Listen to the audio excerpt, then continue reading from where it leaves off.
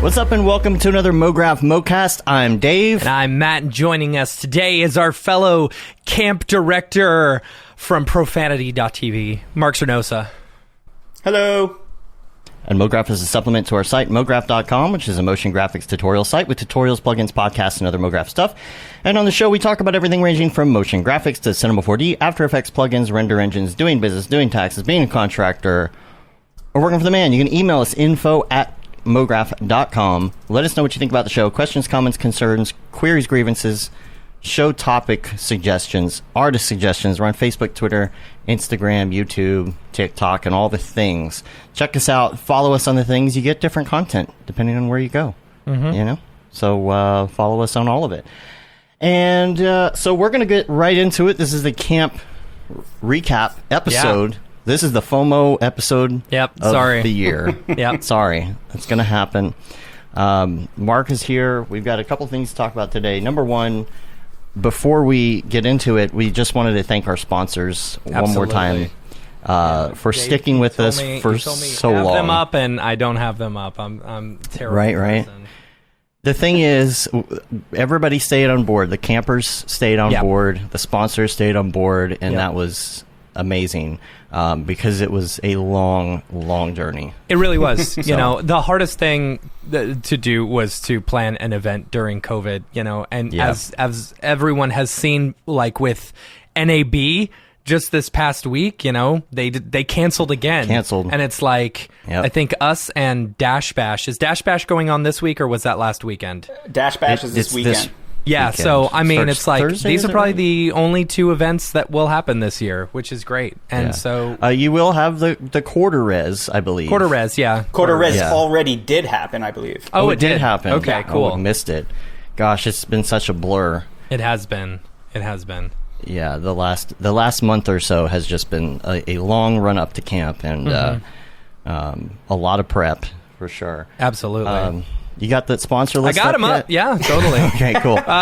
Big shout out to all of our sponsors for once sticking with us during the whole COVID situation. I mean, they got a year of advertising with us every time we were talking about it. So it helped them out as well, I hope. But, you know, thanks to all of our sponsors. They helped keep the ticket prices down. And, you know, we were able to do a lot of really cool stuff like the new tumblers, you know, that we gave out to everyone. And we were able to do like some cool like shirts. Like the shirts were a lot better quality this year and stuff like that. And I was really, really happy about it. And we couldn't have done it without all the amazing sponsors. First up, our village sponsors, Maxon, Otoy, and Video Copilot. Huge shout out to them.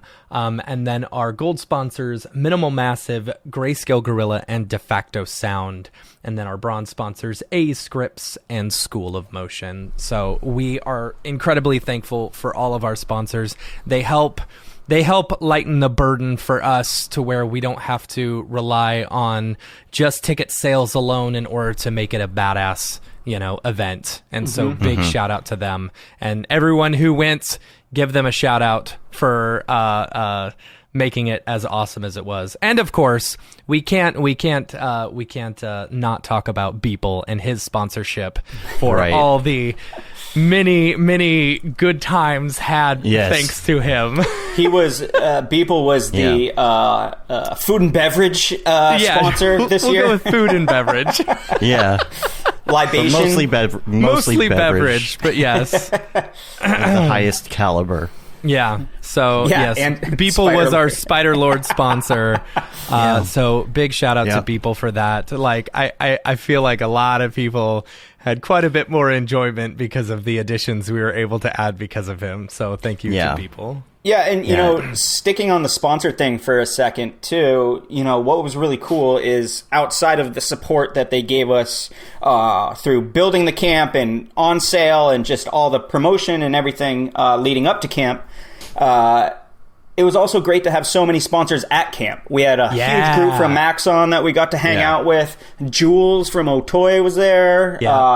We had the crew from Minimal Massive there. Andy from Grayscale was there. Dallas from De Facto Sound. So it was really great to like connect with not only the sponsors for that portion of everything, but just hanging out together, and Absolutely. had some great conversations with all of those people, and just super stoked that they were able to actually come out and enjoy and experience camp for what it is. Absolutely. Yeah. It was so interesting seeing some of the gatherings. The Cider Lord, yeah. That's a good one. I like that. That's good, yeah. That's what Windbush becomes. There's the legend of Windbush now. The Cider Lord and the Cider Lord. I like that. Yeah, all of these legends come together, and then they battle each other like you know, Godzilla or something. You know, Right. Yeah, all the legends happen. It's so great. And let's first, before we get into some of the things that we did at camp, Mark, let's talk about you a little bit, because you've been on before and stuff, but like I feel like we're always talking about camp and we're not really talking about like your background. So talk about your background, and then we'll talk about how we kind of started working on camp together. Oh yeah, sure. So let's see. Born and raised in Vermont. We'll go way back. Mm-hmm. Yeah.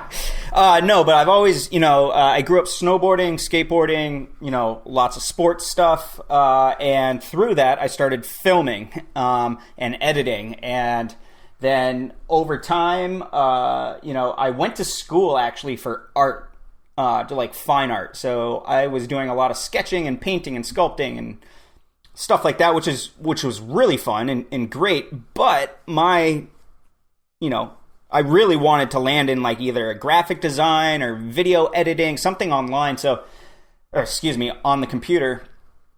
So I was actually fortunate enough where a few of the journalism teachers at my school allowed me to get into their classes. And that gave me kind of my foundation of learning Premiere, some After Effects stuff at the time, but what it was Flash at the time, and Flash websites, and 2 keyframes and tween, right? Like tween, so, yeah. So that was really what started my journey in terms of like creatively on the computer. But with my background being in skating and snowboarding and stuff like that, it's I think a big mentality there is kind of the DIY and like I'll just figure out how to do it type thing. So when it comes to motion graphics and whatnot, I have zero formal training. It's all been just through online and trying to figure it out myself. And, through trial and error. And let's see. Going back a little bit too, I helped start like a website for action sports back in the day that, that has a whole web dev side of me that I am happy to put on a shelf somewhere.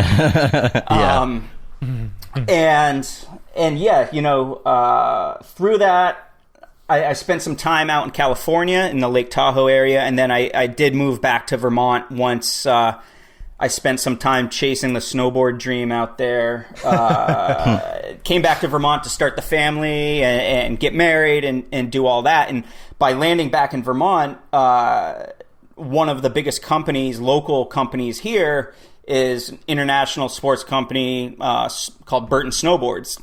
And if you're familiar with anything in the outdoor industry, you've probably heard of Burton Snowboards before. So I worked there for many years doing video editing and animation, and really the only person there doing it. So if you saw any sort of media from Burton from 2010 till maybe a few years back, it came across my desk. So through that, again, it's just the kind of trial by fire, trying to take certain concepts that were being presented to me and figure out how to do it.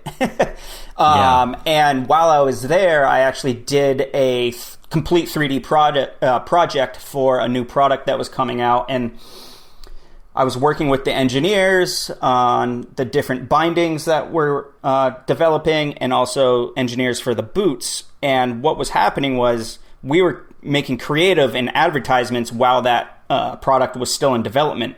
So every few weeks we'd get an update that something needs to change, and doing it all in cinema, I was able to get in, change materials or change locations of logos or whatnot. And I kind of saw the light bulb go off on all these marketing, like the VP of marketing, the creative director. Everyone's like, oh my God, this opens up such a huge door of opportunity for us to do kind of, rapid prototyping and essentially revising any sort of creative assets that we may have. And that really came to a head when this specific 3D project, we had made all these full page ads, sent them out to the printer, and then the engineering team came back and was like, whoa, we've updated the product since then. It does not look like that anymore.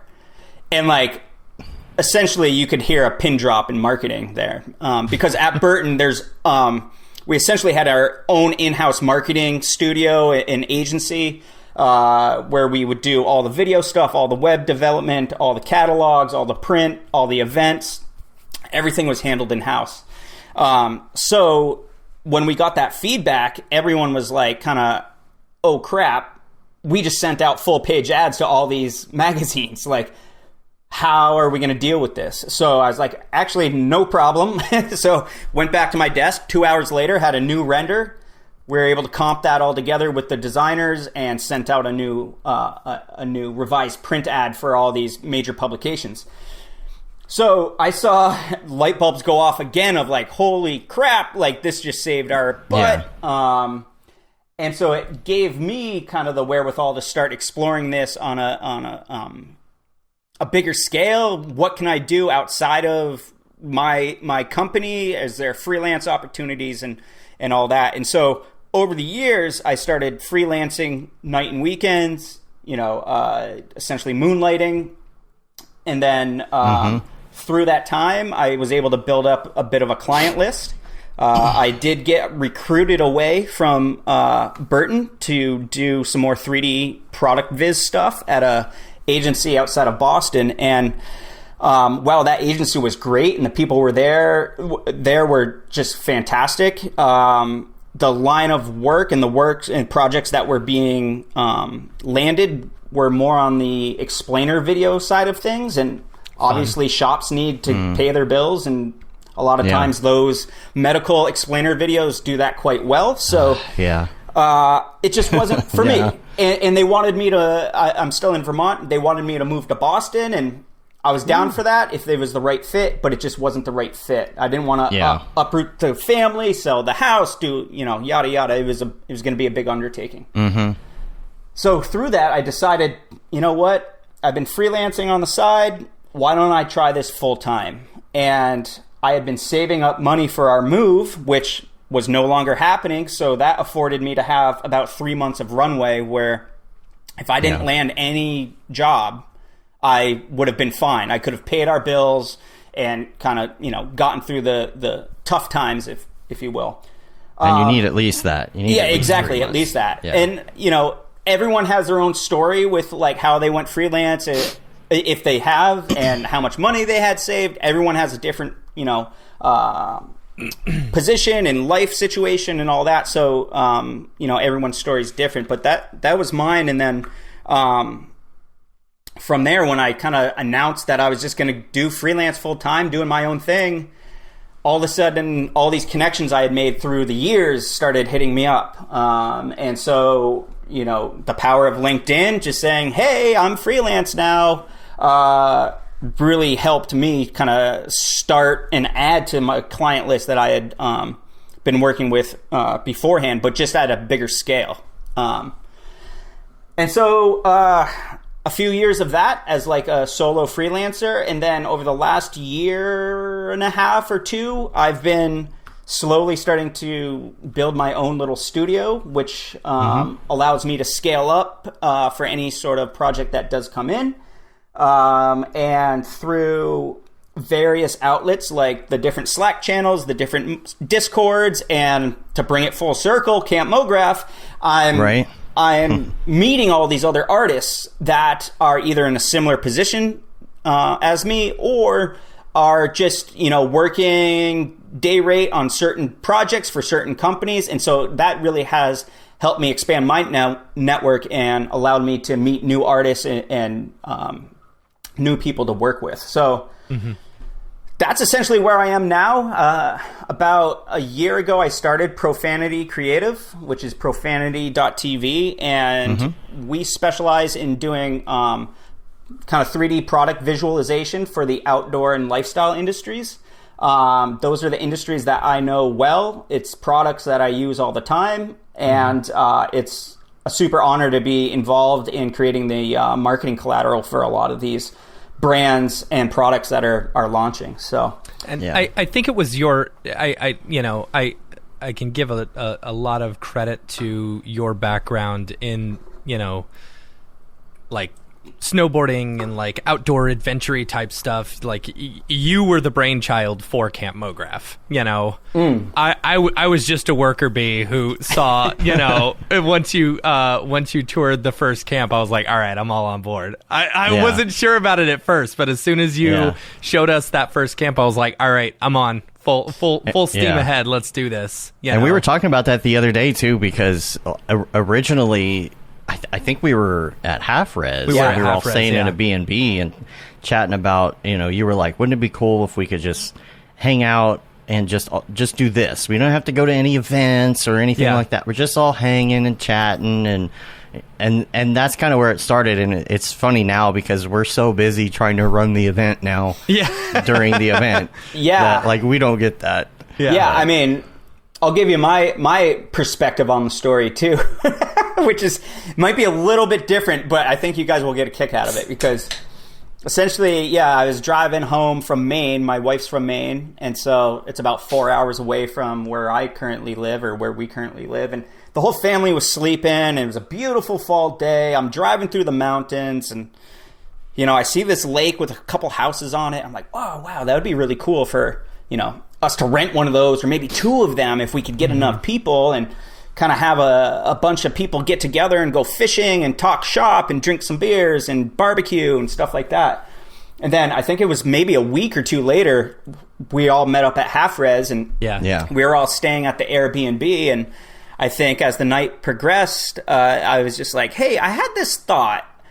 Would you guys want to do this? And all of you guys were like, yeah, we should. I think a lot of people would be into that. I think we should make that an event. And I was like, okay. You guys want to help? And you're like, yeah. So I think that's essentially how it kind of came to be. It started as like, hey, let's rent an Airbnb for the weekend. And next thing we knew, we were renting a camp in Vermont, and there was like 70 people from all over the world coming. So it was like that first camp. It was a little nerve wracking.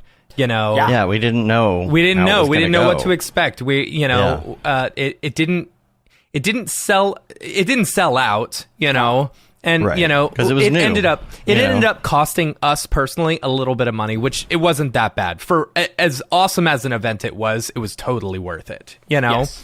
But to basically break even on an event for the first year is pretty good. But it's so funny when we first got there. I remember us taking a tour of the camp, the first camp, and Jeremy was there, and he goes, "Oh, this is pretty cool." And I was like, "It is kind of cool, isn't it?" Yeah. I think people will have a good time. Yeah. And John Haley's in the chat. For all the campers are in the chat. It's awesome. For the people that don't know too, like year one of camp was here in Vermont at this camp up in North Hero, which is, as the crow flies, maybe about 2 or 3 miles from the Canadian border. So we were way up there, and it was unseasonably cold for that time of year. It was October.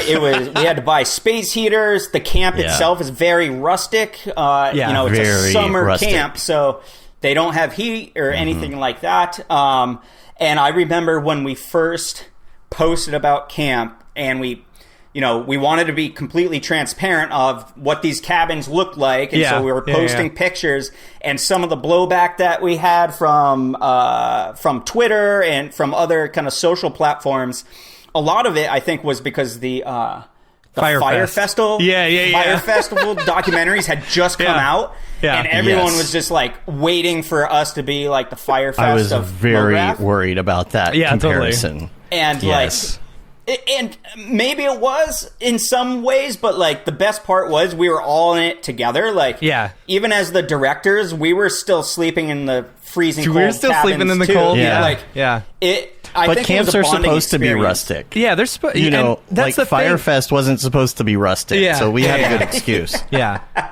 And that's the thing, like, you know, our community is so diverse as it is. You know, you've got a bunch of people who love the outdoors and you got a bunch of people who don't, you know, and like there's enough people to come to camp, you know, that are willing to, you know, either sacrifice a little bit in order to, you know, enjoy themselves or just love camping and nature as it is, you know. Yeah. Yeah, So- and I mean, we spend so much time behind a screen, whether it's at our desk or in our phone, you know, in our hand.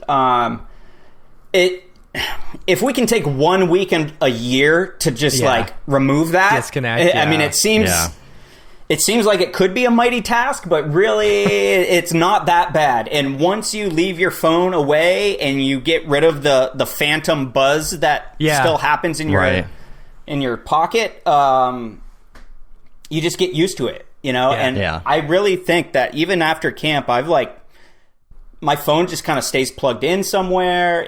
I've really been consciously trying to just not have it on me at all times. Yeah. Was it James? I think James posted on Twitter, you know, the picture of everyone at the Fireside Chat. He said, how many times have you seen, you know, a crowd, not a single person on their cell phone? Yeah. Like, that's cool. That's real cool. I think I posted one on stories. It's just there was no cell phone reception, no Wi-Fi down there. Yeah. Nothing. And so everybody is just eyes forward. And it's just it was something cool. you don't see anymore. Yeah. It was very cool. I thought, going back to what we were talking about earlier, I think it was funny because when we left Chicago after having that conversation, Matt and I were actually on our way to Iceland. So, we're driving like through the South Coast, and we have to stop because there's a huge flock of sheep going across the road. And he gets this text, and it's like a design for the Camp Mograph logo. He's like, "Oh, check this out." I'm like, "Man, this is happening quick." Yeah. So yeah. And I think some people get.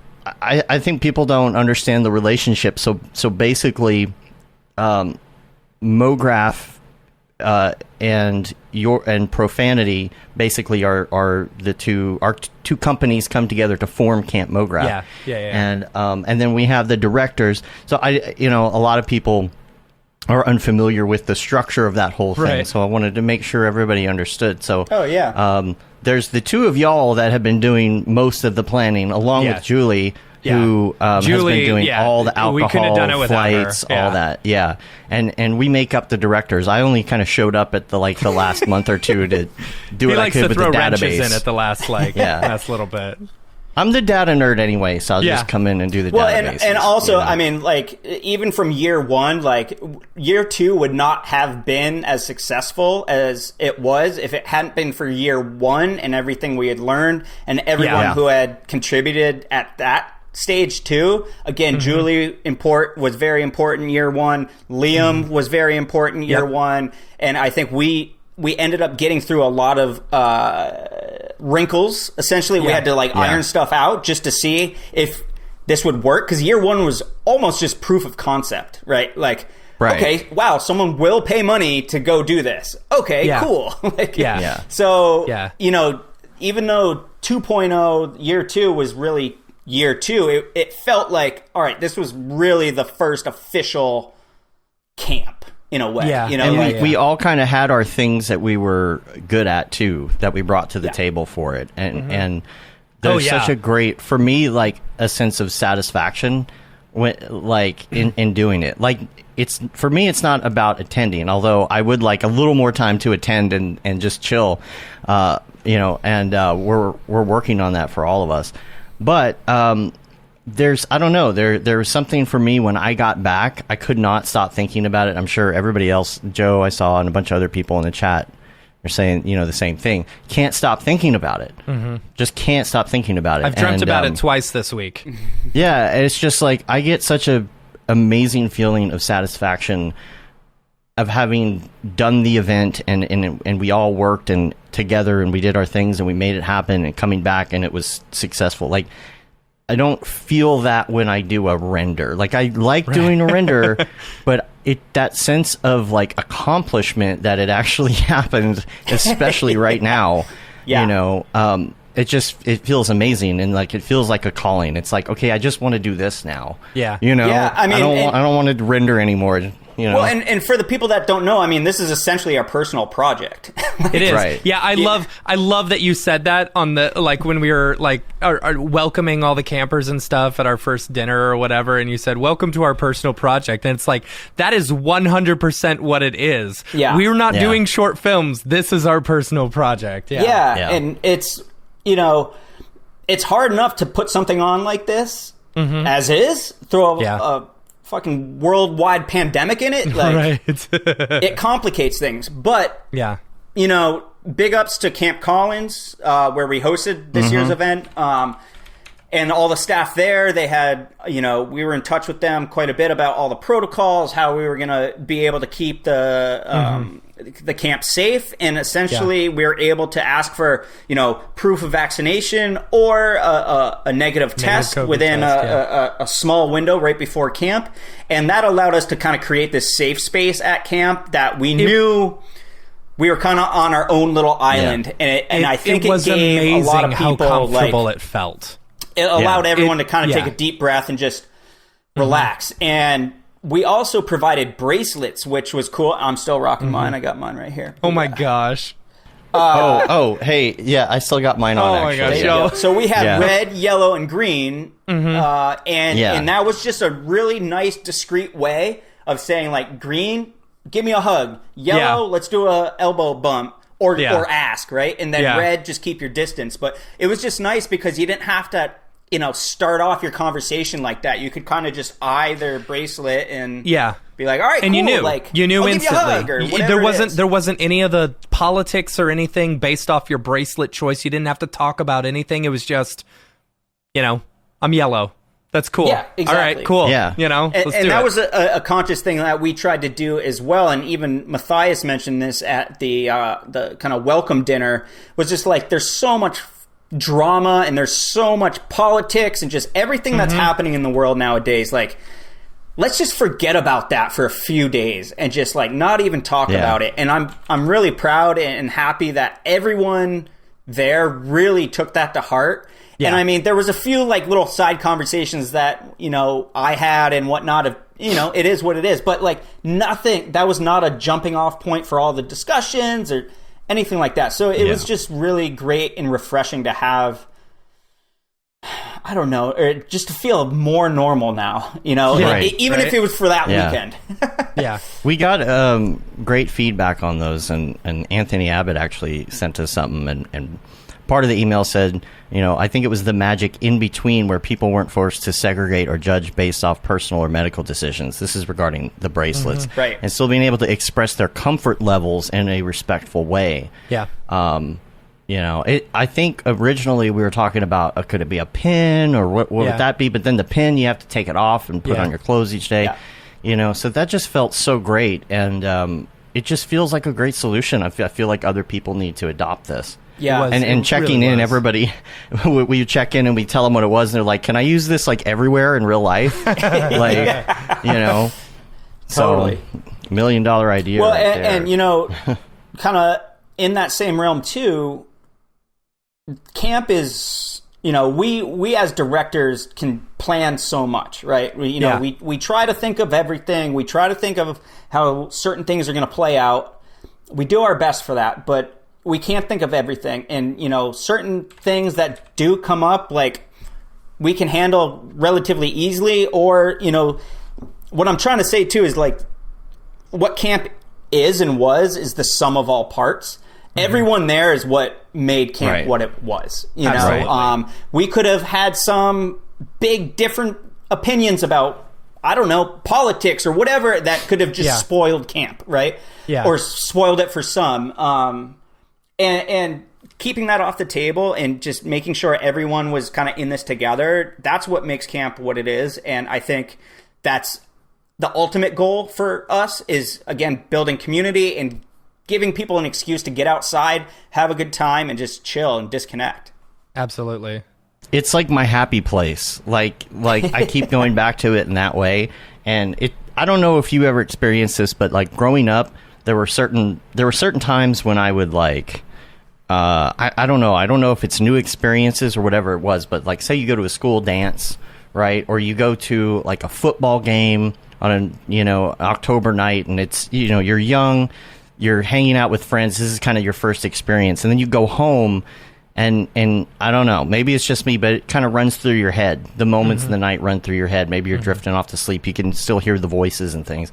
That's kind of how I feel like maybe because it was such a fresh new experience, every day for the most part when we're in quarantine, we're just going through the same motions, and it was such a completely different thing. Like your day was completely different than anything you would do at home, and that's not something you get to experience much these days. And I'm seeing a lot of creativity, I think, coming out of people that were at camp. I'm looking on social media, I'm looking at Instagram and things, and I feel like I'm seeing some of those people posting work that it looks like they're refreshed. Yeah, I mean, I think what would mean a successful camp for us is not selling out, is not getting all these sponsors, is not, any of that kind of like level 1 stuff. It is... Gosh, I love that picture. It's the stuff that gets deeper, and it's like when we're walking the camp in between classes or workshops, and you see little breakout conversations happening, or people playing cornhole for the first time, right? And like hanging out together. It's like those are the moments. That's what makes a successful camp, at least in my eyes, and I'm sure for you both too. It's just that community building, and I think we're fortunate enough that the motion graphics community already is very big and vibrant, and we're lucky to have people want to continue that and essentially, keep building it. So yeah, I said that I said this numerous times at camp, but my favorite time is when there's so much to do, like right at the beginning and getting everyone checked in that Thursday, and then Friday, once people go off to the workshops, it's like the chance for us as directors to finally just say, all right, that's when it's quiet. We've now for the passed first it on to Yeah. the workshop instructors. Right. It's up to them to teach now. And, we get to finally breathe. And it's like we get to look around and say, okay, we did this. This is great. Right. I love that picture. Yeah. A little animated beer there. Well, and I'll say this too, like, camp, we keep camp small, right? Like we could have sold 300 tickets to this thing. I'm confident this year. Yes. And limiting it to 100 campers plus about 25 staff. Is kind of that sweet spot and allows you to like essentially meet everyone there and have good conversations. I think as that crowd gets bigger, you start to lose that intimacy. Yeah, and you start you don't get to meet start everybody. having those little cliques, and if you go with a few friends, you might just stay in that group because it's comfortable. But being small, a small total group, I think it allows everyone to feel a little bit more comfortable and just, kind of put the guard down for a bit. Or at least, if you're very introverted, a group of 100 people might seem very overwhelming. And then as you break that into smaller groups through the workshops and just the little side conversations, all of a sudden you've met everyone because you've had, 50 2-on-2 conversations or something. It does kind of feel like a wedding at times. Like you don't get to talk to everybody. It just for maybe 2 or 3 minutes, some people that you haven't seen in a while, and something comes up, or you got to go do something or whatever, or there's a class to get to. There's just so many people, even with the small amount of people we had. So I was worried. So our first camp, we had about 70 people, give or take a few. And I was worried that basically doubling that amount was going to, we were going to lose that same camp feeling. But I feel like Camp Collins, was a perfect place where it was big enough for all of us to be able to hang out and still keep that going, Yeah. And I think it was the sweet spot. The amount of people that we had was a sweet spot. Yeah. Yeah. Well, by the way, sorry, while I'm thinking of it, just we need to thank Jags for that amazing video at the beginning of the show. By the way, if it'll be in the show notes if you hadn't seen it. But I didn't want to forget to thank him for doing that. He's going to be working with us on a lot more video stuff for camp moving forward. So yeah, we had some awesome campers show up this year with some video gear and whatnot, and shooting some stuff. Jags was one of them. Nick Donlin was the other. Yeah. Mm-hmm. Well, there was a few others, but and it's just great to see the media come out of it. I mean, we consciously don't videotape the workshops and the fireside chats and all that because that's something that stays special at camp. Yeah. But if someone happens to bring their camera and record it, and someone places it on Vimeo or something, I mean, we can't help that.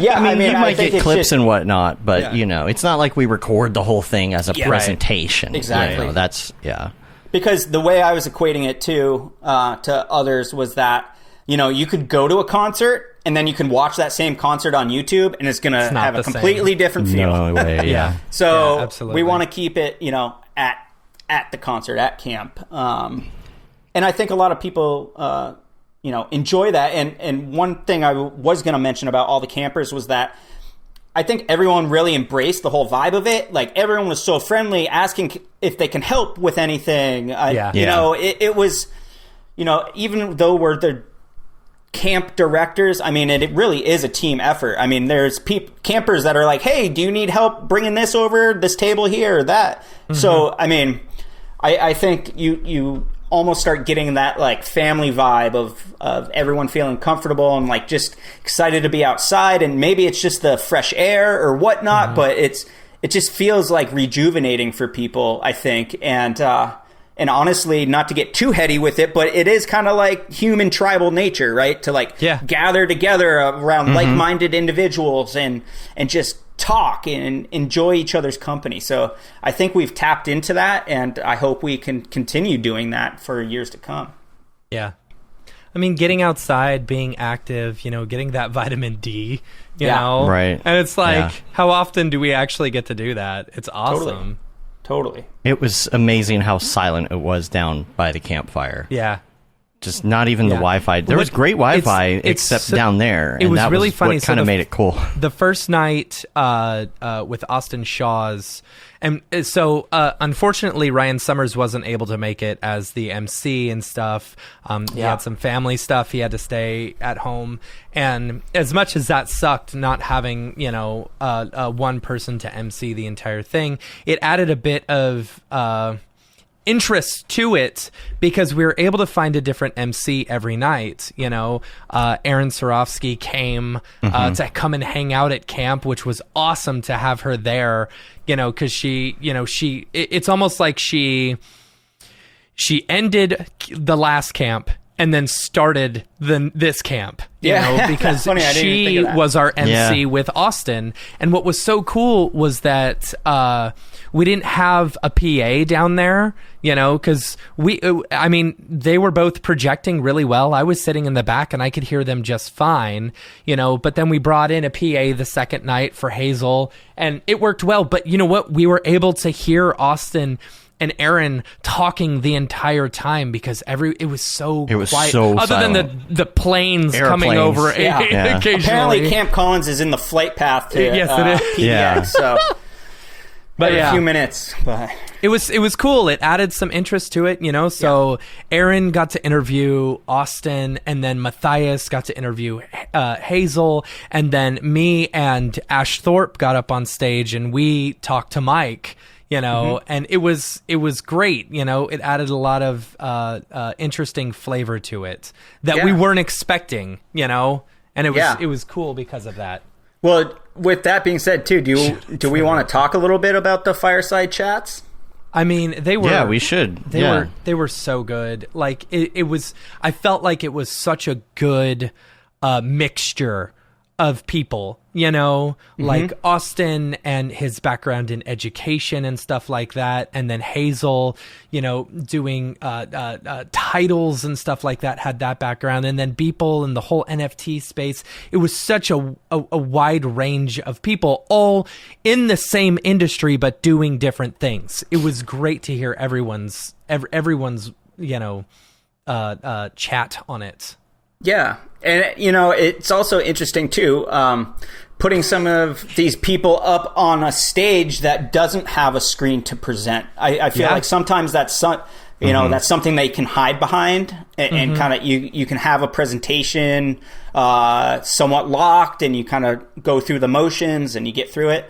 But having it totally kind of unscripted and more of a discussion, I think adds a lot of value to everyone who can see that, and it's just way more raw and I don't know, humanizing in a way. And like there's certain moments of like awkwardness and you're like, okay, like this makes me awkward, I wonder if they're awkward too. But then it's very just vulnerable, right? Like just those awkward moments of trying to think of like, why did I do this, or you know, what is your thought about X topic, and just having to sit there and think, and everyone, you know, not just having that automatic answer that you can just say. And, you know, I feel like the Fireside Chats were able to get a bit deeper than just that surface level that we hear from a lot of other presentations these days, you know? Yeah.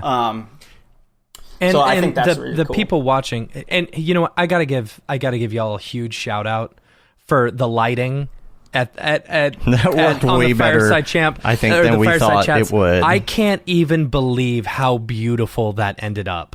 Like, I had my doubts hardcore when y'all are like, yeah, let's just buy some of these outdoor lights and stuff. Yeah, but like, little flickery lights. It was gorgeous. It was so much better than like if we were to just do like fire, you know? Yeah. Like, right. It ended up looking really good.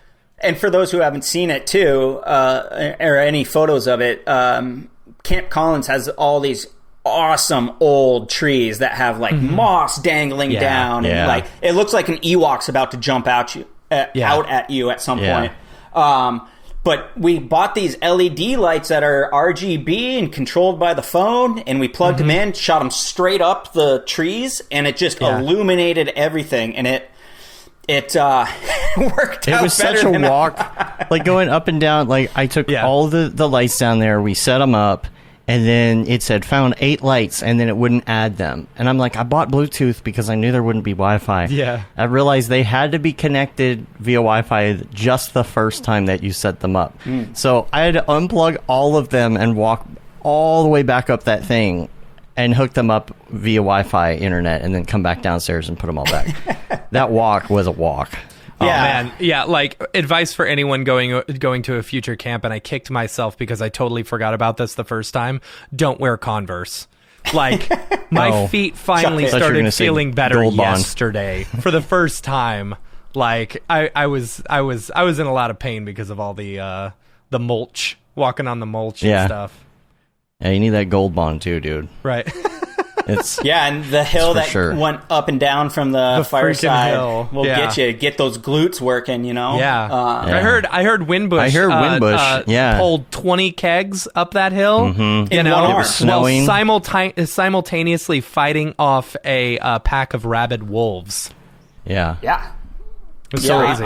I'm pretty sure David Brodeur told me it was all in his left hand too. Okay, that sounds about right. Yeah, that's because he was saving me from the bear with the right hand. Okay, Right. okay, Yeah. right. Cool. Yeah. Thank goodness for Winbush, because he saved camp. Saved camp. It wasn't a hill; it was a mountain. Yeah. It was a mountain. That's for true.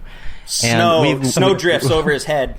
Right. We did the interviews with everybody and asked everybody to get their story on the Legend of Winbush. So at some point we'll have a supercut of that.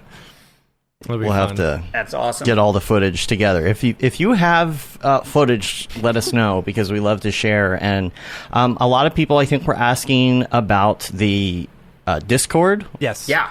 I think some people are still looking to get in that. it's there, right? It's there. We're good. We're all set. We're making it exclusive to former campers. Former campers. So if you went to camp and you want to get in, just let us know. Yeah. It was a hard. Well, I don't want to say hard, but we kind of had a discussion about it. There's so many Slacks and so many Discords, and like what makes this one different than the others. And we kind of just resorted to the fact that if we keep it staff and alumni from previous camps, then it allows us to have some more, maybe authentic conversations, or it keeps that community its own community, and we can have inside jokes or whatever. So and it might not be like active all the time, but I imagine between when camps are approaching and after camps, it'll be very active, different points of the year. Right. It's not and it's a great place for us to share and get feedback and all of that. I also wanted to thank, of course, the speakers, but the instructors. They did such a great job putting their classes together. That's all them, I was not able to sit in every class, and I wish I could have, because I was able to really sample about 3 of them, before I was needed, or whatever.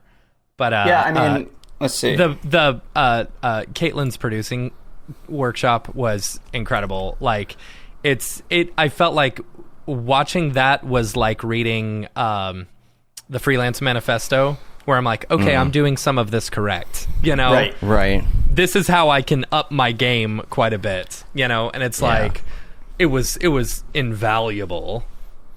And to go through them, like Matthew Encina was there, and he did a great creative direction class that honestly will probably change the way I work now. Essentially, like, I don't know, just thinking deeper on things, and really dissecting the issues and imagery and what a creative brief may present to you. Satine was there again doing a phenomenal storytelling workshop. It was kind of a rehash from year 1, but since we had so many new campers this year, I think a lot of people really enjoyed that. And shout out to Satine and Jameson, who came as well, and who is not part of the Mograph community or motion graphics or anything, but he was just totally immersed and like, involved, and like it was definitely cool. Embodied the spirit of camp. And I'm sure everyone there would agree, especially when you heard his voice echoing from the giant swing as he was swinging. Should I show it? Yeah, show it. Should I show it? Yeah, all right, hold on. It is.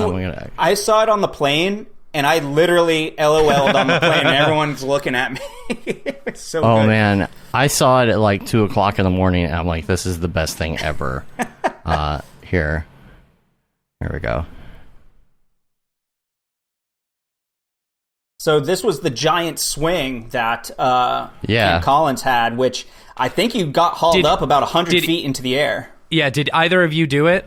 I didn't get a chance to do it. Oh, it was incredible. It was so much fun. The audio's going to the stream. Here, I'll let it play out for everybody. We're going all the way, folks! Here it is. So, when this thing goes, I'm gonna go flying into space. Here we go, holding on tight. All right. That is as high as it possibly can go. Everyone, thank you so much, and here we are! Woo! I love you, Satine!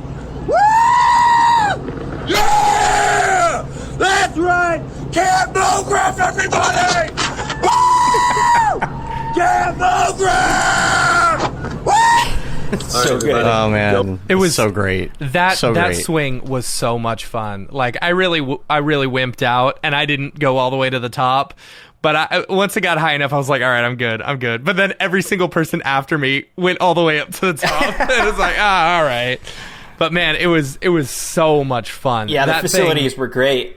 And just touching on the other workshops too, Naki Din was there doing art direction. Yep. Really cool workshop where essentially you were creating like 3D paper models. Dioramas, I guess. Yeah, kind of, yeah. And that was really cool, and just hearing her process with art direction and all that. And then we had James Ramirez teaching typography, essentially through graffiti, which was awesome. Was super rad, because I've always been into graffiti for like a very long time, and it was really rad to see other people sit in that class and listen to James, how he was like dissecting a letter, like an A. Like, you have this stem and then you have the crossbar and the serifs, and all right, you start with that and then take that and expand on it a little bit. Now make this, serif super long or whatnot, and just seeing people kind of processing that, and then all of a sudden it's like, oh, that's graffiti. Essentially just making letters super designy, essentially. Yeah. I think it was Billy who posted on Twitter or something about now he's looking at all this graffiti and trying to look for the patterns in each of the letters and stuff like that. It's really cool. Yeah, it was very cool to see people's like kind of light bulbs go off in that respect. But then and then Clinton Jones, holy cow, that was so cool. Yeah. What a class. He did a surface imperfection class where essentially we had inks and chalks and paints and powders and all this stuff, and with these really large cardboard or like heavy paper stock that you would just make all these imperfections with steel brushes and all these different kind of art tools, essentially, to make imperfections. And then you photograph that and learned how to kind of process that to use in your work, whether it was, a displacement map, bump map, roughness map, whatever, or even lending it to a 2D situation where maybe it's just a subtle texture kind of sitting in the background. But everyone I saw there was like really into it and creating and getting their hands dirty. And I think that was really cool to integrate how you would actually use these pieces into your work when you got home. And I love the when you walk in to the class that he has you step on a piece of paper, so once the class starts, everybody's footprints are there. Yeah, on that. It's that a really piece. cool. That's a really cool surface imperfection. And go ahead. Go ahead. I was going to say, I think he's putting them together, or he's going to put them all somewhere so that we can all download them. Same with Sanctus for their audio workshop. They're going to be taking all of them. At some point, I think he said they were hoping to have it by October or whatever, where they take all the sounds and then put them out using a Creative Commons license so that anyone can use them, which would be awesome. Yeah, so just to give a little all the listeners a little background on that too, some of these classes, we created assets. So what we want to do is pool all those assets together and give them away to the campers that were there and help make them. We're going to do that with the surface imperfections. And then Wes and the team at Sanctus did a whole kind of sound design for motion class, where they kind of went through their process a little bit on how they sound design things. But then they took a spot that was originally made by Oddfellows, and we watched the original spot, but then we went all around camp with these little hand recorders and field recorders, recording our own sounds, and then taking that and re-sound designing the Oddfellows spot. So that was a really cool kind of full circle class. And then through that class too, we generated all of this kind of Foley and just, natural sound effects that will be packaged up for the campers that were there. And I believe Wes also said that he might try to make like a beat or something with all the found sounds. So cool. He was saying that might be a fun little side project for them to do. But yeah, big ups to Wes and Jake, and I'm forgetting everyone else's name now. The whole team at Sanctus. I mean, again, people who embody the camp vibe, their team was always smiling, high-fiving, virtual high five, high elbows. Just, it was awesome to have them at camp, and we're really stoked that they jumped on board this year with us. And then we've touched on Caitlin's producing class, but man, if you could ever hear her talk or work with her, she is a beast. She knows her shit. And I think somehow she's got to make that workshop into an online class, because it would be phenomenal. Totally agree. Totally agree. We're already talking to her. There you go. Hi, my name is Sashia Dumont. I'm a writer, actor, and filmmaker. Hi, my name is Paul Robinson. I'm a director, DP, and filmmaker. We are the creators and hosts of the Go Gorilla Filmcast, an online source for all things indie film. We are a husband and wife film team and co-owners of Sen3 Productions, and we started this podcast for filmmakers like ourselves who were producing on micro budgets with skeleton crews. Go Gorilla is a weekly podcast that features various talents in TV, film, and web series productions. We've interviewed filmmaker powerhouses like Kestrin Pantera, Richard Raymond, Alex Ferrari, Cassandra Ebner, and Ryan Connolly. Amazing actors like Hannah Ward, Lou Taylor Pucci, Chris Wataski, and Eileen Gruba. Groundbreaking cinematographers like Jody Lee Lipes, and Jessica Lee Gagné, and many more. We also offer weekly reviews of our favorite films and shows, which vary from low-budget first-time filmmakers to A-listers and everyone in between. Go Gorilla is proud to announce that we have officially joined the Mograph Podcast Network. So if you love filmmaking as much as we do, tune in every Sunday for a new episode of the Go Gorilla Filmcast, your source for all things indie film. Now available on the Mograph Podcast Network. We touched on the Fireside Chats a little bit as well. And I don't know, I just thought it was really interesting with the diverse panel in terms of work. We from title sequences to education to NFTs with people. Like, we had a nice mix of topics, and like I said, I think we got a bit deeper. Like, if I'm being completely honest, I was like, oh no, people, we're just gonna get a bunch of like fart jokes and stuff, right. Whatever. Yeah. And the fact that Ash wanted to hop up too to help kind of co-host and moderate the chat was great.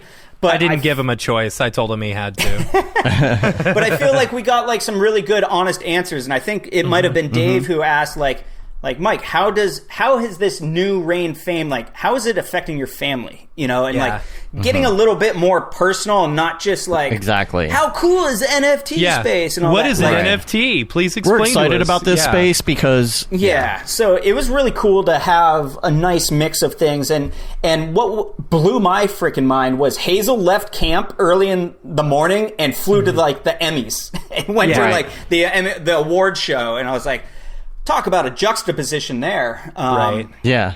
But, it's just amazing that our little event can attract and hold such great talent, and people resonate with it. And, we give everyone a name tag, and for the most part, everyone just wrote their first name on it. So you might be talking to Hazel not even knowing who she is. You're just talking about life, and isn't this great? Or maybe you're waiting in line for the ropes course or whatever it may be. So just, I think, humanizing everything in an age where you can pull out your phone and essentially look up everyone's bio and have a read on them in 10 seconds. It was really refreshing. So I thought it was really funny when Mike first got to camp.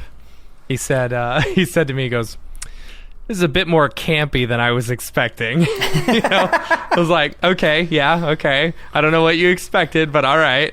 Because the cabins were a whole lot nicer this year and stuff. It was a very nice camp. We lucked out with that. And didn't Mike say something to you or Dave just about like how crazy his life's been and whatever? So like at the end, it's funny seeing people first come in and be not sure about it. Like Mike was, and then by the end he's like, "This is exactly what I needed." I just needed to get away, and this was cool. You guys have done a great event, and it's very cool to hear that positive feedback, from an event that we put on like this. Yeah, and I mean, being able to wake up and not hear like city noise or for me, kids banging on the walls and stuff. Yeah, right. Like you heard the birds chirping and the river running next to camp. It like. Yep. I don't know. Not to hardest part is waking up at 2:30 a.m. when you have to pee and you got to walk across to the restrooms. But yeah, it was. I'll be just right back. Overall great and very fortunate to have just taking turns. Everyone who showed up, be there for the right reasons and be present and really embrace what camp was all about. So thanks to everyone who showed up. Yeah. Much appreciated. And, we'll do it to again. everybody who like helped us with stuff too, either volunteered or was a counselor and all the things. Like, I mean, Pickle Nick, Jeremy, Joe, Scott, EJ. Even EJ got his license for the alcohol. So for the that beer was fun. tasting and stuff. Yeah. I mean, it is. It's quite a feat to get people who don't read emails actually on into an event space and helping put it all on and taking responsibility in certain ways. And I mean, even as you know, David, who brought all the prints for the free table, that was awesome. And shout outs to Elizabeth Grigg for kind of putting that idea out there of like, hey, let's put a free table out. Like, people brought pins. Neil brought those little wooden things, like ornament looking laser things that I etched, turned into a necklace that I'm hyped on. And then, I mean, like that guy Burton who was there, who does like projection mapping. Yeah, helped us with all the of a sudden projection. we're That was now fun. projection mapping logo up onto the building before the Fireside Chat is. I don't know. It just happened so organically, and everyone's like, "Oh, I could do this. I could lend a hand with that." Or it was just so good. That's awesome. Yeah. Now we got to plan. Now we got to plan the next one. So stay tuned. And as soon as Matt gets back, we'll do the drop here. And you got a hard out. You know, I'll give you just a little bit more personal info from my perspective. Like, I just lost my train of thought. How's that for perspective? Perfect. Well, I know that you and I were sitting there like the last night or after it was over. Like, we were back at our Airbnb before we did our flight, and we were talking a lot about it. And I just was commenting on if you've seen The Social Dilemma on Netflix. It's a good documentary, and it's just talking about how other things in history that man has invented, like, let's say, a hammer, a screwdriver, A bike. whatever it is. Even when it comes to a camera or something, right? It's like it's always been a tool. It's a tool to do something. And with the phone, it's more than a tool. It becomes like this necessity, and it can just be a tool if you want it to be, to do things. So like when you're at camp, it's like, okay, I'm not sitting here just scrolling my phone like a zombie. I'm going to open my phone, I'm going to post a picture on my Instagram of the fun I'm having at camp, and then I'm done and I close it, and that's it. And I'll check it back later. You weren't like just sitting there waiting for people to like it or whatever. It's it made your phone become a tool again. Yeah. And it wasn't a necessity. You Well, just and kind the of fact forgot that about like it. you had to go work to try to find Wi-Fi at like one of the buildings. Yeah. It wasn't just there, Right. I think even just that little pause of a moment that you're like, I'm not going to post anything. I don't want to walk all the way over and blah, blah, blah. Exactly. I think that's great. And I actually had an awesome conversation with Dallas from De Facto Sound. And he was saying that this was the most time he had been away from his phone in over 10 years. Yeah. Because he's like, I just didn't get service, and I just left it in my bunk. And, I'll bring it out once a day to see if anyone needs anything. But, like, this is the reset that I kind of needed. And that's where we started having the conversation about, like, the phantom buzzings and vibrations in the pocket. And I was like, oh, I get those. And he was like, I get those. And then Gustav from Botch Design was like, oh, I get those too. And we're like, okay, there's got to be something wrong if we're all having this like phantom buzz in our pocket there. But yeah, I mean, it was so great. It was so great. I needed it. I don't know if anyone talked about Elizabeth, her idea for the free table. Yeah, we talked about it. Oh, okay, dang. Yeah. All right. Yeah, that was great.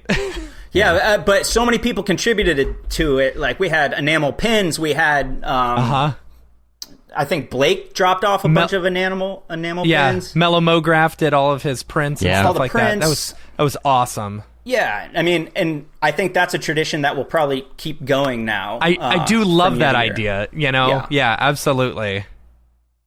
Let's see. Yeah, I still lost my train of thought, but anyway, it'll come back. Yeah. Well, are we ready to do the drop? Let's do it. Sure. You have your notes and your things. Somewhere. Anything else? Anything else about camp before we go into this? We talk have about all the already NFTs. started looking at Camp Mograph 2023. You know, we've got a couple different locations, waiting on quotes and stuff back. You know, but we'll keep everyone up to date on anything, and it's gonna be like. One thing that I love about changing locations versus doing it in the same place is that while it is difficult trying to find a new place, you know, like especially one, because you've got to get it.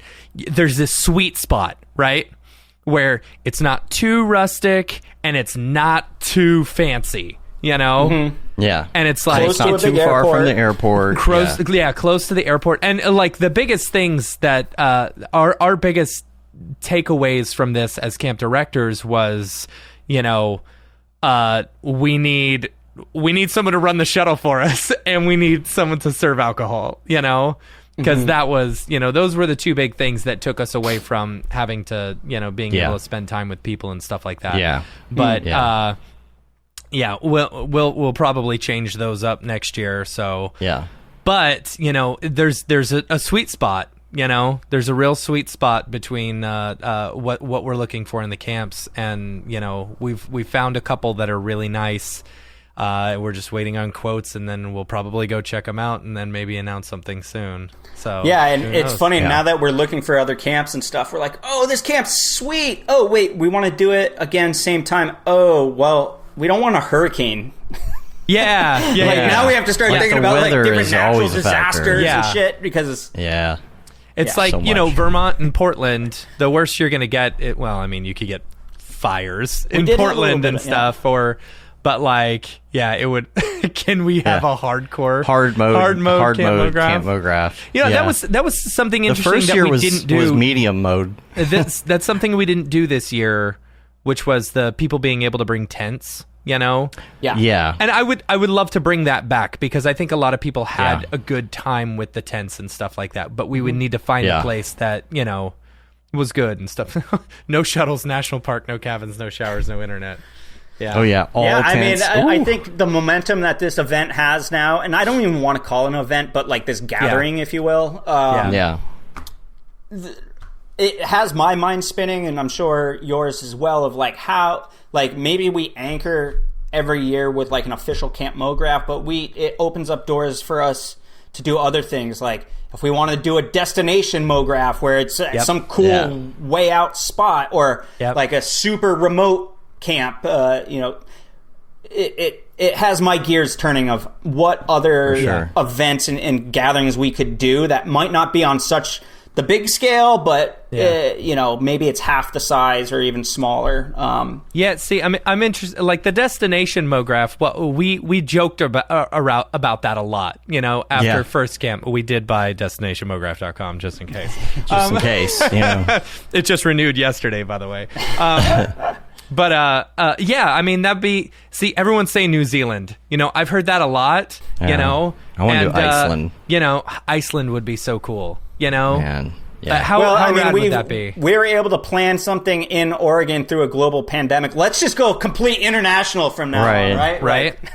I think Iceland would have to be destination Mograph. Yeah. See, I think doing like, and that brings something like interesting to the table, you know, like if we could do like an Australian one part of the year during their summer, and then we could do, you know, a US one during our summer or something like that. You could get 2 a year, and then people can just travel wherever they want. You know? Rev says Mograph Burning Man. Yeah, right. Yeah. Depending on who we invite, it could go that right. direction. Thomas says start a commune. You know, we could just buy a property and get good internet, and then everybody could just come live there That's not a bad idea. permanently. I've looked at it, honestly. There you go. Let's It'd be do it. cool. Let's get out of society. Yeah. Cool. Yeah. Very cool. Where we start our own cult. Yeah. A lot of people have asked, and we don't have an answer for this yet, but a lot of people are asking, about future sales. Is there going to be an alumni sale like before and all of that? And it's a tough call to make because you want that tradition and you want previous people who are passing down the traditions and the lore, especially ones and who the have legends. been with us for 2 years and stuff like that. Right. Took a gamble on us the first year and came back for the second year. Like, we've got something in mind. So, because you want new people to be able to come experience it as well, and you want the traditions to be passed on to those people. So that it's a hard balance. So. We'll figure that out too. So we have something up our sleeves. Check your emails. Yeah. That's all I'll say. Yeah. Make sure and read your emails. Yeah, that's true. Yeah. All right, you ready to do the drop? Yeah, let me open up my stuff. All right, I'm going to start it. Let's go to the drop. Drop. Is this the fucking mic? Drop. This is exactly what I should be doing. What's up, and welcome to this week's episode of The Drop, your weekly source for all things NFT and crypto art, as well as upcoming drops by notable people in the Mograph industry. I'm Matt Milstead. Joining me, as always, is Dave Koss. Also joining us this week, Mark Cernosia. Hello. Let's get into our list of stuff going on. Nifty is doing a good job of keeping their amount of people down. I'm really liking what Nifty's doing lately. And we'll get into certain things. So I noticed trends, in the NFT space a lot, like someone will start doing this and then everyone else will jump on the train. Like the big trend, there's two big trends going on. One, collectibles, which we'll get into in a little bit. And two, burning, your NFTs and stuff like that. I think like burning NFTs are like the big thing right now. So, and I think there's a few drops this week where you're burning NFTs, and on Nifty Gateway. Scarcity, absolutely, and that's good. I think that's great. There was a big rush of people to get into the NFT space back in March. Mograph. So. I think the burning stuff is pretty cool. So first up today, we've got Bill Ellis. Bill Ellis is doing a drop on Nifty, and I think this is a burning one. It's September 20th. Burn so some of pretty. your items for more items or something. Another begins in one chapter. So nice. I clean. love Bill All Ellis's the work. Yeah, I his think stuff it's is so dope. cool. Super cool. What was up with the shot of the alcohol there? Like, what's going on there? I have no idea. Is it like a mock whiskey ad or something? Yeah, maybe. Yeah, I don't know. It's interesting. I bet they have, since it's going on today. You could probably look on Nifty Gateway. Gosh, that's so clean. Collectors only. So pretty. Oh yeah, so God, that's so also good. another thing that they're doing is the collectors only drops. So I know Brilly did one last week, and I'm sad that we didn't get to shill it on the show or whatever. Oh yeah. But it was a collector only drop. Oh my gosh. Yeah. What else you got? Okay. So that's Bill Ellis. That's going on tonight. Next up tomorrow, Exulo, I believe is how you pronounce it. These ones are beautiful. I love these ones. This is just an example of some of the art. I don't know much about Exulo, but these are a couple of the pieces that are going to be dropped tomorrow on Nifty Gateway. Super cool. And then 922, Miss Al Simpson is doing a drop. This is Crypto Babes. I don't know anything about Miss Al Simpson, so I don't. Is this music related? I don't think so. Or no? I think digital graffiti. Okay. Digital graffiti. Yeah. graffiti. I don't know. So interested to see that, I guess. 923. There's two drops that night. First that evening. First one is Andrea Bonacito, I believe is how you pronounce. I'm not really sure what it's about, because some of the previews and stuff like that, they don't really show. It's just okay. Well, there's a couple there. Yeah, there you go. So some of these little like very colorful pieces, stuff like that, look pretty cool. Next one for that same day on the 23rd is Perry Cooper. I really like cool Perry looking. Cooper's work. Super, like these. super Mography and stuff like that. A bunch I of love the these little- textures. right? I love the textures. I think they're very cool. So there's a whole really bunch cool. of different pieces. I don't know if you can Playtime. go to Perry Cooper's Twitter, just the Twitter. Yeah, click on it. In general? You can see, Yeah. those are the same types of pieces and stuff. Really Yeah. cool stuff. I really like that, Yeah. And then 9/24, September 24th, A Lot of Money is doing a drop. A lot of money. A lot of money. And it's a collector's only drop.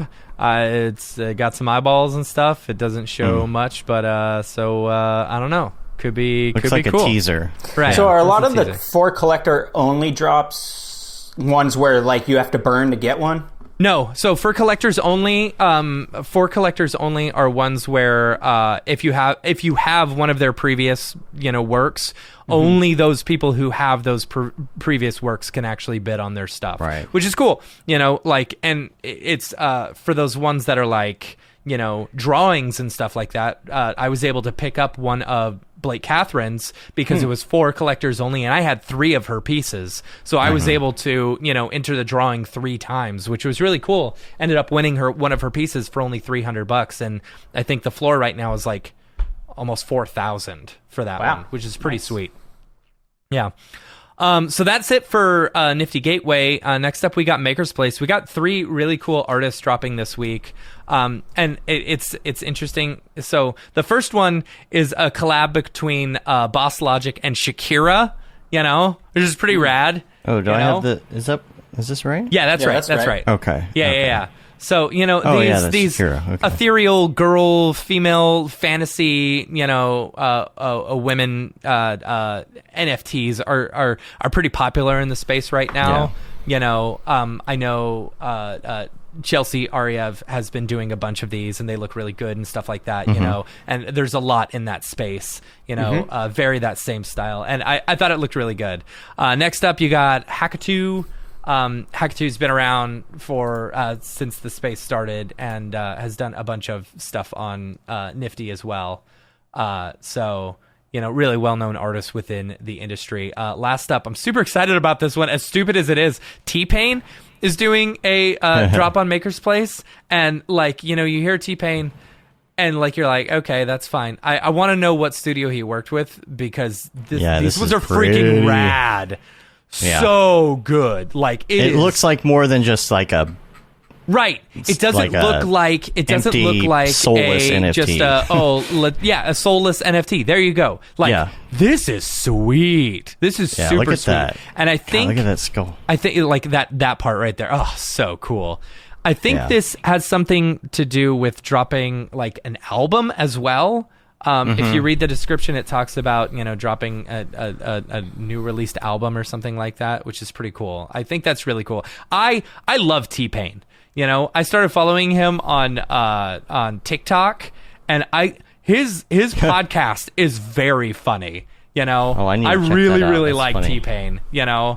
He's a very and super talented dude. So You should. There's a documentary. I think it's either on Netflix or on Apple TV. It's a music documentary, docuseries, and there's one part on auto-tune, and they interview T-Pain, right? And Of course. how he started this thing, and how the backlash of auto-tune to him. And how all these artists are like, you're ruining music, and all this stuff. Right. It's just how he had to process it, and the mental health stuff he went through. Sure. It's actually very interesting. It gave me a whole funny. new respect for T-Pain. Which is hilarious to me, because T-Pain is an incredibly talented singer. He won the Masked Singer the first year or whatever, first or second year. I didn't even know that. Yeah, That's funny. he was the winner. And it's he is a very, very talented singer. He doesn't need to use auto-tune, but That's funny. he does, Yeah. He was saying he used it just to get this effect, essentially. just to And get then the it just effect. took Yeah, off, it's and he cool. was just known Yeah. as the auto-tune guy. Yeah, Sarah and Cher Yeah, did it Cher first. She did it did first, totally. exactly. Yeah. Yeah, Cher is the one I remember. I want to say song? Kid Rock also did an auto-tune one as God. well for one of his first albums or something. I remember hearing that back in high school. We got some community drops too, and I wanted to mention. Go ahead. But before we go into that, I did notice going through TikTok that Lil Nas X was promoting his new album. Yeah, I really like Lil Nas X. Yeah, You know? I do too. I wasn't he's sure, pregnant. I Did he wasn't have his sure baby about him yet? at first, but like I dig him. I dig him. Did he have his baby? I don't know if he had his baby. Remember, yet. he's been posting on TikTok with Yeah. the pregnant stomach. Yeah, I want to know. He was pregnant by the devil, right? Or I is can't remember. that how I don't it know. happened? He said he let the devil smash once, and then That's true. I saw that one. Yeah, and but I noticed he was talking about it, and he was holding the album, and I'm pretty sure it was stuff that Blake did. Absolutely, That's yeah. pretty It was unmistakable. Blake. It was Blake. Yeah. Totally. Like that. Yeah. That's so rad. Like I know they had collaborated on some stuff. Like he had hired her to do some stuff for him for like concert visuals and stuff like that. The first time I met Blake, I told her about how much I liked those visuals and stuff, and I fell in love with her style seeing that first initial thing, and then she has blown up since. Yeah. And you can just tell her style, and as soon as we saw those, we're like, oh yeah, that's Blake. Oh, that's gotta Well, and be that's it. what was cool too about Camp Mograph this year was that all these NFT like kind of superstars that have spawned out of the motion graphics industry, like everyone was already like had a ticket and stuff, and so like all of a sudden we're all hanging out. Yep. And I'm looking around, I'm like, wow, what is the net worth of all the campers right now? Right. Like, it's pretty Even wild. without Winkleman. Yeah. Without Winkleman. Yeah. But it's just great to see motion designers like getting other ways. Absolutely. income. Yeah. I also wanted to talk about Ryan Talbot's piece. Oh, yeah. Oh my gosh. Yeah. What, I mean, look at this. I saw this and I was Beautiful. like, oh my God, that looks so good. And I was, flipping through Instagram. I think I sent it to our Halo group. Yeah. I was like, y'all, this is insane. Check this Sold out. it for and almost then $120,000. That's insane. 30 That's ETH. so cool. the next day, 30 freaking ETH. Well, and you know what was cool good. about Ryan at Camp, because he was at Camp Mograph this year. He was the first artist when we were going around introducing each other or ourselves in classes. He was the first one to say, "Yeah, I make NFTs." Right. Oh, what do you like? interesting. What do you do? Oh, I make NFTs. Yeah. And I was like, "Oh, okay, that's first time I've heard that, and probably far Instead from the of last." saying I'm a motion designer or whatever, it's I make Yeah. NFTs. That's cool. That's yeah, cool. it was very Yeah. cool. Yeah. We got an email from somebody. Yes. I don't know if you want to read that or do you Yeah, have that I can in read front it. of you? Yep. Okay. Hello. I hope you're having a Another good week. community. I've been listening to your Mograph podcast for a while now, and I've been loving the implementation of the drop. Thank you. I'm not too sure how you decide what is featured in the drop. However, I've seen you mention to email if we'd like to drop to be featured. So here I am. Would love to be considered for this. Most recent piece will be released 13th of December at 5 p.m. Unknown origin. I've attached a JPEG version of the piece to this email. Feel free to check it out. Link to the piece is here. You got that, Dave? I sure do. Carla, is it Carla Bately? I hope I'm saying that right. Or Batley. Batley. Yeah. Sharing all the promos for the drop. Twitter is at Carla_Batley. Where she'll be sharing all the promo about the drop. And it has not sold yet, right?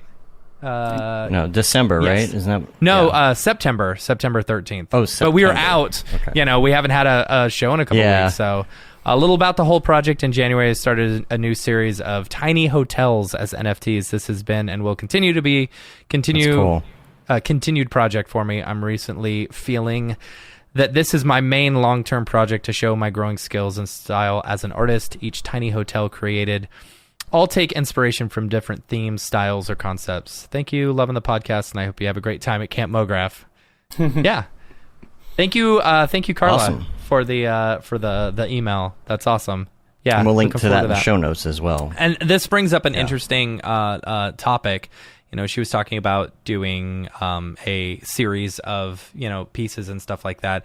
And this kind of goes into a lot of the things that people have been doing lately, which are these collectibles, and we talked about the Visitors a few weeks ago, which the Visitors, I believe, are still doing quite well. Yeah, I think the floor is the 0.08. floor is... Oh, it's at 0.08, which is good. That's almost like twice what we paid for it, which is cool. But yeah, so it's like these little collectibles, like CryptoPunks or the Bored Apes Yacht Club or whatever. All these things are becoming big. Lirona. She did Lirona. A whole set of these before these got really big. They were called Boys, BOIS, I believe, and she sold all of hers on Rarible, of all places, and she was one of the top artists for weeks because of this. She got into it really early, and so it's really cool seeing a lot of artists come out and start doing this, and it's really cool. One in particular that's coming out soon, Alexi. I can never. Ace 5, yeah, Ace 5 Studios. Yeah. Alexi is working on this one called boneworld.co. He's cooking up something pretty cool. Yeah, which is pretty cool. I really like these. I like that they're adding the 3D-ness into it, which is really, really cool. So I'm not 100% sure when these are supposed to be dropping, but... The metaverse version of you. Yeah, everyone has been doing... All these collectibles have been 10,000 versions of these collectibles, which is, is cool. So... not one. So kind of jumping off Alexi's project here. I'm super into the collectibles that either have a 3D asset or something where obviously you're buying the IP, you're buying commercial rights and stuff. But a lot of these projects too are including a 3D file, like a 3D That's OBJ cool. or something. Yeah. Oh yeah. So there's one that I've been buying up called Super Yeti, and they're these cool little Yeti characters. Right, and you can get the models of them. And what I'm starting to think about is how, say, if we all own these different collectibles, and we have the IP, and we have the model, essentially we could start making, say, a cartoon or a show. Absolutely. And we're all using our IPs. Yeah. I mean, I think there's so much to explore in this, and that would be cool. It's the other kind of profile picture, the PFP type stuff is great, but I really enjoy the ones that you actually get something that's usable, and you can start essentially making that maybe into a character for your business or whatever it may be. So I love really that idea. Everybody's say IP comes you're together into a okay, show. I want to create a show about Yetis. So I'm going to buy a whole bunch of these, super Yetis, and then I'm going to create a show based off of it. I mean, think about you essentially could make something like a South Park, right? And everyone has their own character, and you're writing your own whatever it may be. I mean, this is obviously way down the road, but you want them to flourish because then there is more merch, pretty big. Yeah. That's cool. Yeah, that's really cool. That's super cool. That would be really fun.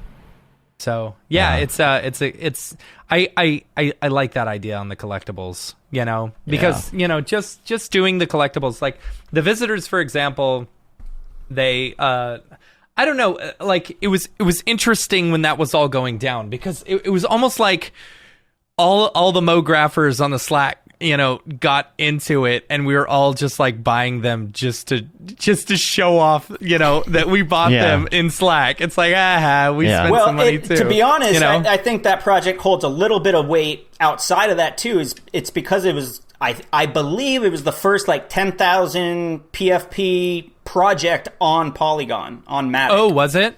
Yeah. So if there's any sort of provenance or anything like that, I mean that's why I'm holding on to mine. Who knows? Right. Then with this one, you can take you can take two of them and then recycle them into a completely new one. They're eventually going to get to that. which is neat. So I like these little additions that they're adding to it. Well, and being part of the Mograph podcast here and the drop being a section of that, I think, it would behoove all of us animators to look into these different projects outside of just collecting and as a collector, and actually trying to work with some of these projects, because I've talked to the Super Yeti people and they don't have anyone animating the Yetis, and I'm like, I can do that, or that. I think there's so much room for a motion graphics artist to essentially partner and work with these companies to allow them, afford them better marketing material and all that. But it's a whole other avenue for us to get into NFTs other than selling our own art. It's still could be cool. And also, that brings up an interesting idea, because it's like, what if you buy these NFTs, right? The Super Yetis, you do an animation with them, and then you sell that animation as an NFT. But it's like, you own the rights to that immediately. But what happens if you ever sell that Super Yeti?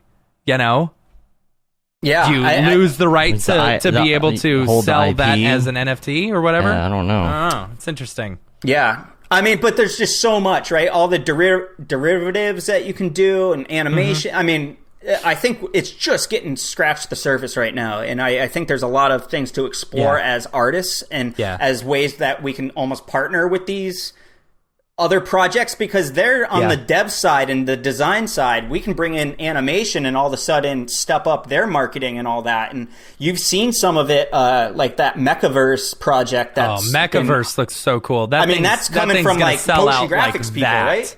Yeah, I'm pretty sure that. Yeah, I'm pretty sure it is too. It. And you can tell. I mean, they're sick and they animate really nice and have different things to them. So I think there's a lot of room for us to help out and get even more involved with these projects other than just being a collector. Totally. Yeah, and like Jen asks in the chat, would the animators get a cut of the profit? I think that's what's great, is you could do smart contracts and things that all tie into all of this. There's so that it's much a guarantee. I mean, think about it. Like, if you were in the right place at the right time and you're like, hey, let me animate those 2 apes for you. Yeah. In return, I just want 2 apes. And like, maybe that started out as like $1,000 and you're like, well, cool, it's fun for a little weekend project. And now you're sitting on $200K or something, Right. I think there's a lot of room for collaboration, for work, and to kind of interject our skills into this space more than just art. Yeah, totally. Paul has a drop as well. Yes. Paul Robinson. Paul Robinson. Oh, I thought you were going to say Paul Babb. I was like, no. I love it. Wouldn't that be cool? Someday, that would be fun. Yeah, Paul Robinson. This is on Twitter here. This one is it doesn't have a name yet. He's it just says using get his ready. Bot character. 9/25/21. So just keep that in mind. Put a link for that in the show notes as well. So I mean, you look at all these promos that like people that we know of from the motion graphics community are making, right? And then you see some other promos for some of these big projects, and it's just a JPEG, right? Like, that's what I'm saying. Like, there's so much like stuff that we could bring to these projects to help elevate it. Absolutely. Yeah. Oh, boy. Look who it is. Hey there. Hello, Dorpy. How's it going?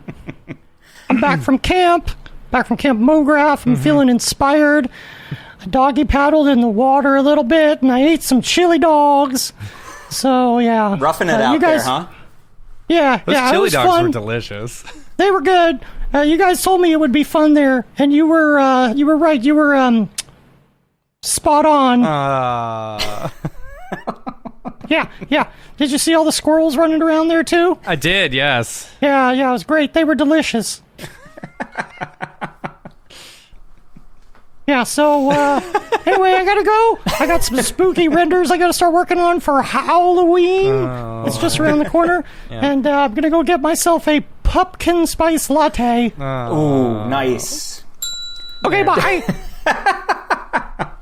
The number of times you and I over the past few weeks have gone, okay, bye. Okay, bye. Yeah. Oh, so good. Anything else for the drop? Are we done with the drop? I think we're done with the drop. Let's get back into the actual show. If y'all have any NFTs that you're dropping for the week, make sure to email us, info@mograph.com, and we will show them on the show. Totally. All right, let's get out of here. Drop. Is this the fucking mic? Drop. This is exactly what I should be doing. All right. Mark, thanks for coming on the show. Hey, and always a talking pleasure. camp with us. Man, I feel like we barely even scratched the surface of camp.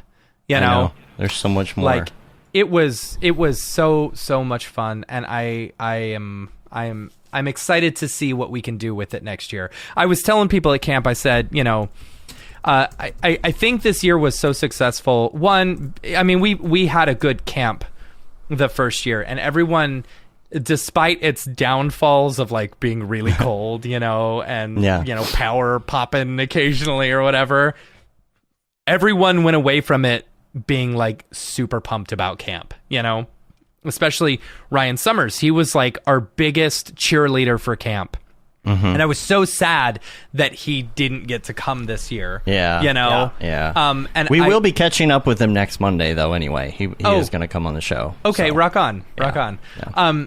So, like, I was telling people, I said, I don't know, like, I hope that year 2 was not just a fluke because everyone was ready to get out of their house, Yeah. Mm-hmm. But we'll find out at year 3, and I really hope. I think everyone who I've talked to has had such positive experiences about camp. I have a feeling this will be a pretty good event going forward. Yeah, for sure. Yeah. Cool. Yeah. Well. Oh, go ahead. Oh, I was just gonna say, like, it was nice having a fresh group of people there this year too. It's always great having some alumni there to kind of share in the vibe and help the vibe continue.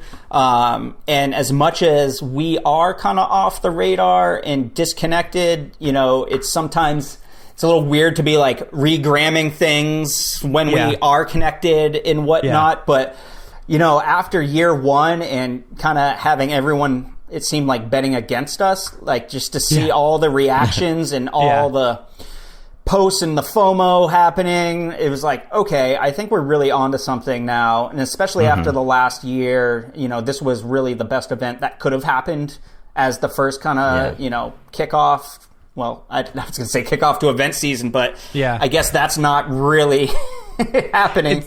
It's really funny because, like, for some people, it was their last event before COVID and their first event, I guess, during COVID. Yeah. Yeah. And who knows? Like, I sure hope it's not, but I hope it's not the only event next for a while. event. Yeah. Yeah, and like you said earlier, Dash Bash is this weekend, so big ups to them. Good luck this weekend. And we know how hard it is to plan an event. And they're going to keep everyone safe, and they've updated their protocols for COVID and all that. And just good, yeah.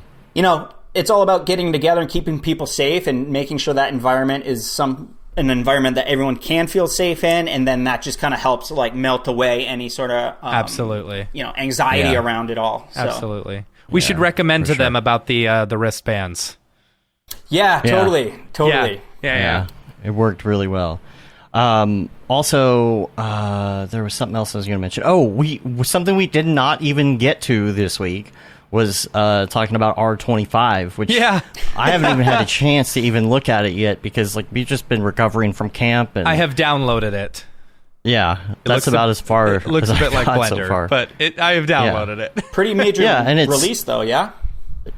Yeah, it's one of the things about it is the new interface, and that's kind of like the big thing, that everyone's talking about. And you can go back and forth in it. You can very easily, you can go back to the old one. I think it's good to learn the new as well. There's the biggest thing that I love just looking at the new interface is the tabs.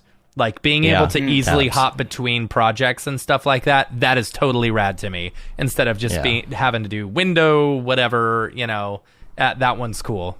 And there's so much more with scene nodes and capsules, all of that stuff that I haven't even begun to look at. Yeah, totally. It It sounds amazing, and I have yet to dig into it. I know. Yeah. But if you're confused with like the new icons and stuff, like if you need some help, I think Jeremy Cox has a icon pack that if you want to grab, I think that might make it easier for anyone who's having trouble. If you don't get the joke, go look. Yeah. Yeah. Yes, that will make it much easier. Much easier. That's funny. But we'll talk about that over the next couple of weeks. So we might touch on it next week when Ryan's on. But I think the show after that, that one is our show 300, which I still have no idea what in the world we're going to be doing with that exactly. It's all right. Maybe I don't know. Yeah. Yeah, but we should do another call-in show. Yeah, we'll think of something. Here's the artwork God. Jeremy made. My this hair one. looks so good there. Like I know, right? Like Perfect. that's what I actually look like with long hair. I may have to grow it back out. Yeah, I that's what love my body Octane looks Jesus like too. just kind of hanging out in back there. Yeah. So we'll think of something. We always goof around on these shows a lot. I think maybe we'll actually get into some actual real conversation about the industry and what's happened since 300 episodes ago and all of that. I think it'll be fun. We'll talk about the evolution of Cinema 4D, and EJ knows a lot more about R25, so that'll be our time to talk about it here in a couple of weeks. So that'll give us some time to actually open it up and play with it before then, so we can ask questions. So, Yep. Mark, if people want to find you on the interwebs, where can they find you at? Profanity.tv or on Instagram on profanity.creative, I think. Same with, I think, on Twitter. I think. Profanity3D. Yeah. That's my just Google studio gram, and then I'm just at mark.cernosia on the personal page. So...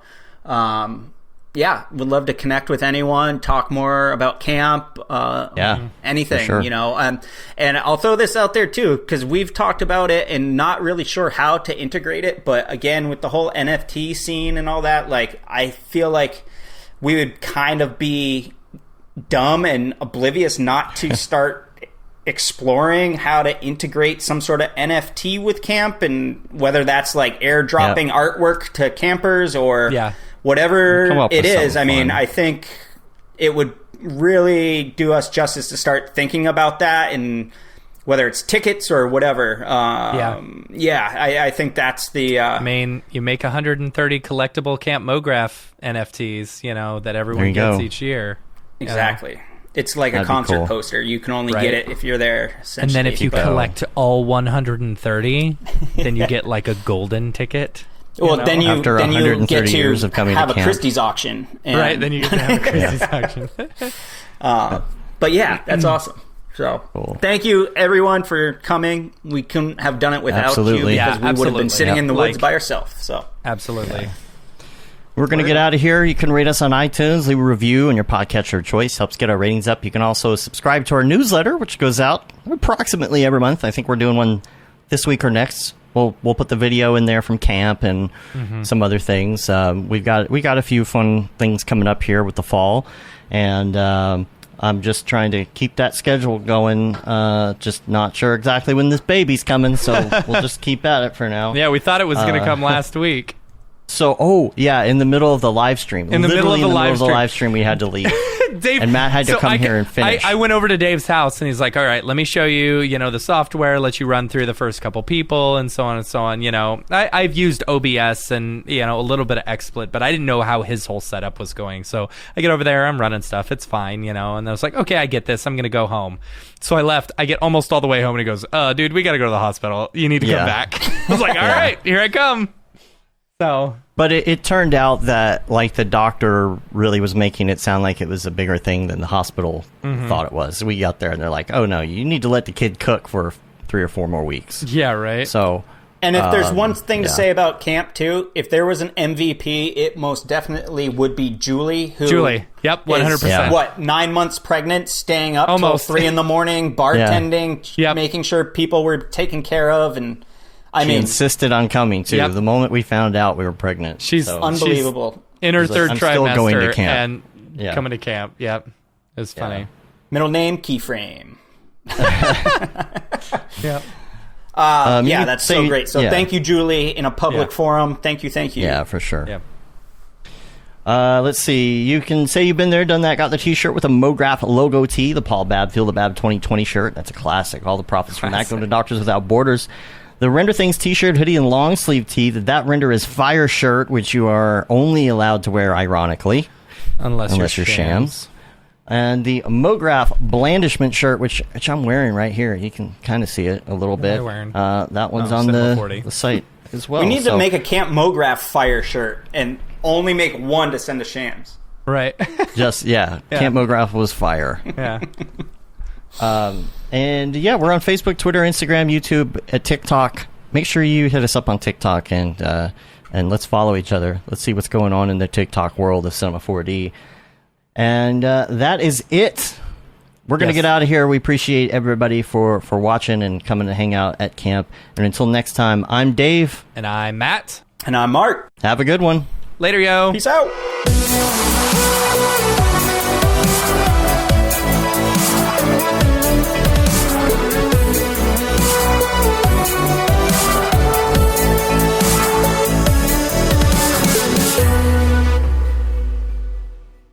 It's pretty good, I guess. Mograph.com, an online resource for motion graphic artists. Start your week with the Mograph podcast. Industry news, interviews with your favorite artists, and terrible humor.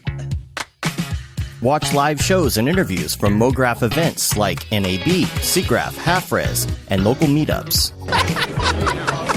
Our Mograph Talks feature live demos and motivation from artists all around the world. Sometimes you gotta make stuff that you're not gonna put on your reel, and I'm not here to judge. What if Rick and Morty show up for the countdown at midnight? That's where I peaked in life, in my career. We gotta stop this thing, Rick! It's gonna kill us all! Hear from the people that create your software, design your render engines, and artists that are changing the face of modern motion graphics. You get that render done. Yeah, you better frame what?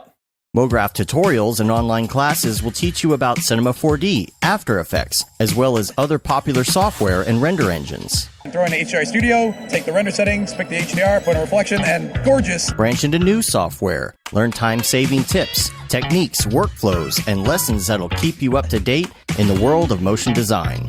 Oh, brother, those are some of my favorite elves. I love projects that scare me. When our art director comes to us and asks for something that I had never done before, man, it gets me pumped. Join the conversation in our live sessions. Check out our plugins, or join the hundreds of daily active users in our Slack channel for technical help, advice, contests, or just to joke around. Real nice banana. Ah, that's so funny. All right. I'm going to live forever. Subscribe today and get the latest updates on our YouTube and other social media channels. Take all your dreams and just do it! We don't care how you get here, folks. Just get here. Subscribe to Mograph.com.